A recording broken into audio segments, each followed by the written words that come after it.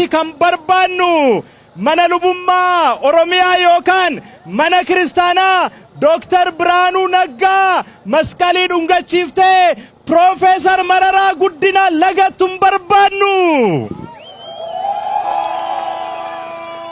Mana kiristaanaa sirna kaan irratti argamte sirna Jawaar lagattuun barbaannu. Mana kiristaanaa amantiidhaan gargar nu qoqqoodduun barbaannu. Mana kiristaanaa Oromoo gosaan gargar qoqqoodduun barbaannu. Maaliif seetanii? Maaliif jechaa turan seetanii? Lafti tuulamaa lafa warra kaabaatti lafa Amaaraatti jedhanii too warri dhaadhatanii hedduudha bar.